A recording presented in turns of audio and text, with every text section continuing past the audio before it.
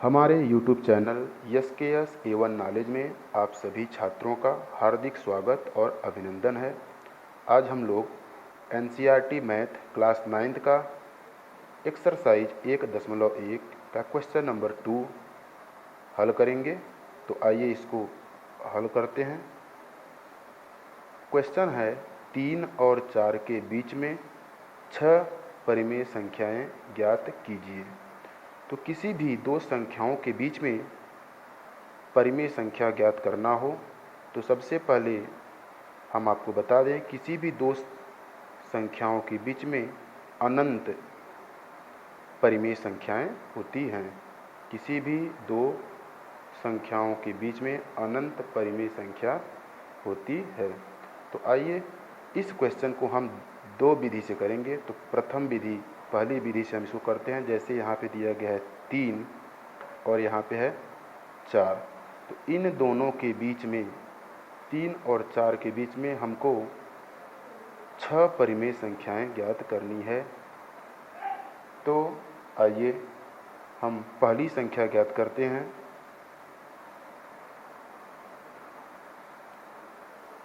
पहली संख्या जो होगी वो हम इन दोनों को जोड़ देंगे। 3 + 4/2। तो 4 3 इन दोनों को जोड़ दिए और 2 से विभाजित कर देंगे। तो ये हो जाएगा 4 3 7 7/2। तो इस तरीके से हमें जो पहली संख्या प्राप्त हो गई वो हो गई 7/2। ठीक है। अब इसी तरीके से देखिए, जो 7/2 आया है वह 3 और 4 के बीच में आया है। अब इस तरीके से हम दूसरी संख्या को हल करेंगे। अब देखिए दूसरी संख्या क्या होगा। 3 और 4 के बीच में 7/2 हमको मिल गया, जो पहली संख्या है। अब हम क्या करते हैं, 7/2 और 4 के बीच में निकालेंगे तो जो संख्या आएगी वो भी 3 और 4 के बीच में ही होगी। तो आइए दूसरी संख्या हम क्या करते हैं, 7/2 + 4। तो ये तो दोनों संख्याओं को हमने जोड़ लिया। अब इसको क्या करेंगे, 2 से भाग देंगे। तो इसको हल करेंगे तो ये हमारा आ जाएगा, इसका एलसीएम होगा 2, क्योंकि इसके नीचे 1 है। अब 2 से इसमें भाग देंगे तो 2 में देंगे तो 1, और 1 का गुणा 7 में होगा 7 + 4/2।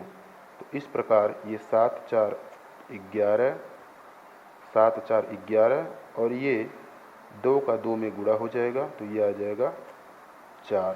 तो ये हो गया 11/4। मतलब 7/2 और 4 के बीच में हमको एक संख्या मिल गई 11/4। ठीक है।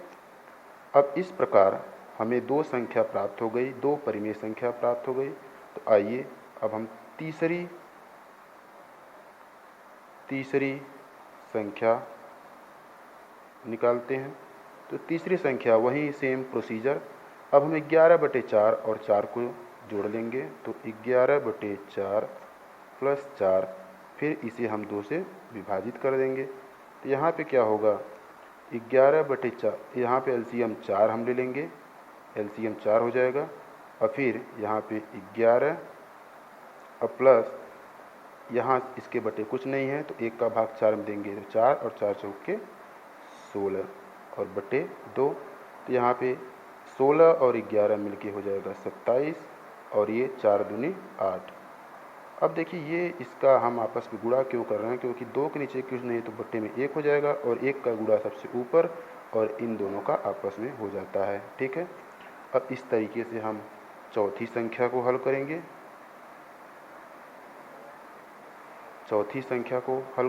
आइए देखते हैं चौथी संख्या। तो चौथी संख्या को हल करने के लिए सेम प्रोसीजर होगा।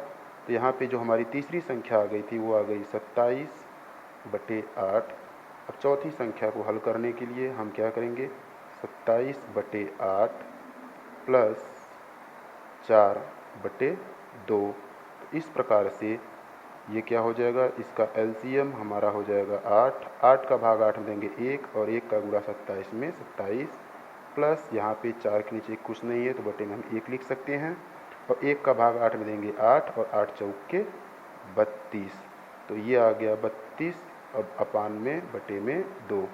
ठीक है, अब हम क्या करेंगे 27 और 32 को जोड़ लेंगे तो ये आ जाएगा हमारा 7 2 9 और 3 2 5 और हर में होगा 8 दूनी के 16। ठीक है, तो इस प्रकार से चौथी संख्या 59/16।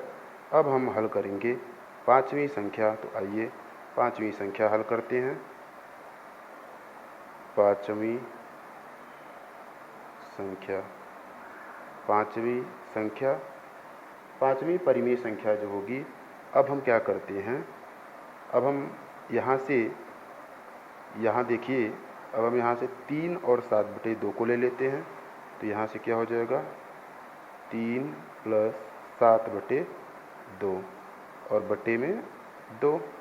तो ये हमारा इसका जो एलसीएम होगा वो आ जाएगा 2 और 1 का भाग देंगे 2 में 2 और 2 3 6 और फिर यहाँ पे आ जाएगा हमारा 7 और इस प्रकार से ये 2। तो ये हो जाएगा 7 6 13 और 2 दूनी के 4। तो ये हमारी पांचवी परिमेय संख्या। अब हम बात करते हैं छठवीं परिमेय संख्या की। तो जो छठवीं परिमेय संख्या होगी वो क्या होगी, हम क्या लेंगे 3 + 13/4/2। तो यहाँ पे इसके नीचे कुछ नहीं तो बटे में 1 लिख सकते हैं। अब यहाँ पे इसका जो एलसीएम होगा वो 4 और 1 का भाग 4 में देंगे 4, 4 3 12 और प्लस 4 का भाग 4 में देंगे 1 और 1 का गुणा 13 में करेंगे 13 और बटे में 2। तो ये हो गया 13 और 12 25 और 25/4 दूनी 8। तो इस प्रकार से ये हमने यहाँ पर टोटल 6 परिमेय संख्या हल कर लिए। यहाँ पे आया था 13/4 और ये आ गया 25/8 और यहाँ पे आया था 59/16। तो हमने 3 और 4 के बीच में 1 2 3 4 5 6 परिमेय संख्या हल कर लिया। तो बहुत ही आसान विधि, सिंपल विधि। जिस भी दो संख्या के बीच में हमें परिमेय संख्या ज्ञात करना हो तो उन दोनों संख्याओं को हम जोड़ लेते हैं। फिर जो संख्या प्राप्त होगी इन उस दो संख्या को जोड़ते जाइए और 2 से डिवाइड करते जाइए, आपको संख्याएं मिलती जाएंगी। ठीक है, तो अब हम आइए दूसरी विधि से हल करते हैं। इसी क्वेश्चन को दूसरी विधि द्वारा हल करेंगे। अब हम इसी क्वेश्चन को दूसरी विधि से हल करेंगे। तो दूसरी विधि क्या है, जैसे हमें 3 और 4 के बीच में परिमेय संख्या पता करना था और कितना परिमेय संख्या पता करना था, 6 परिमेय संख्या। तो ये विधि देखिए है क्या, अगर हमको 6 परिमेय संख्या पता करना है तो 6 से अधिक संख्या से इसमें हम क्या कर देंगे, तो हमें इसके बीच में जितनी भी परिमेय संख्या चाहिए उससे अधिक, जैसे इसके बीच में हमें 6 परिमेय संख्या ज्ञात करनी है तो उससे अधिक 6 ज्ञात करनी है तो हम 7 8 कुछ भी ले सकते हैं। तो यहाँ पे हम 7 ले लेते हैं और इसके अंश ऊपर नीचे 7/7 से गुणा कर देते हैं, यहाँ भी और यहाँ भी। अब देखिए ये 7 त्रिक के 21/7 और ये 7 चौक 28/7 हो गया। देखिए इसमें कोई परिवर्तन नहीं हुआ, ये 7 त्रिक 21 3 फिर से आ जाएगा और 7 चौक 28 4 फिर से आ जाएगा। अब हमें देखिए यहाँ पे इसका जो हर है वो बराबर हो चुका है और इसके बीच में हमें 6 परिमेय संख्या ज्ञात करना है। तो इसके बाद हम क्या कर सकते हैं, सीधे इसके बाद 22/7 23/7 24/7 25/7 26/7 और 27/7 लिख सकते हैं। तो देखिए 3 और 4 के बीच में ये भी 6 परिमेय संख्या है। तो ज़रूरी नहीं है कि इसमें आपका आंसर आपके मित्र से मिले, आपका मेथड सही होना चाहिए, विधि सही होना चाहिए। तो यहाँ पर ये दूसरी विधि आसान विधि, जितनी भी आपको परिमेय संख्या ज्ञात करनी है उससे अधिक संख्या लेकर के उन दोनों संख्याओं में अंश और हर में गुणा कर दीजिए और उसके बाद आप संख्या को लिख लीजिए। देखिए जैसे यहाँ पे 7 त्रिक 21 ये 3 ही है और 7 चौक 28 ये 4 ही है, इसमें हमने कोई परिवर्तन नहीं किया है। अब इसको चेक कर लेते हैं। जैसे ये 22 है तो 7 का भाग हम 22 में देंगे तो 7 त्रिक 21 मतलब 3 बार गया, उसके बाद 3 दशमलव समथिंग मतलब 3 और 4 के बीच में ही ये संख्या है। इसका मतलब 3 और 4 के बीच में ये सभी परिमेय संख्याएं हैं। तो हम आशा करते हैं कि आपको यह क्वेश्चन समझ में आया होगा। कृपया चैनल को सब्सक्राइब, लाइक और शेयर करें और बेल आइकन का बटन ज़रूर दबाएं जिससे आपको हमारी नई वीडियो मिलती रहे। धन्यवाद।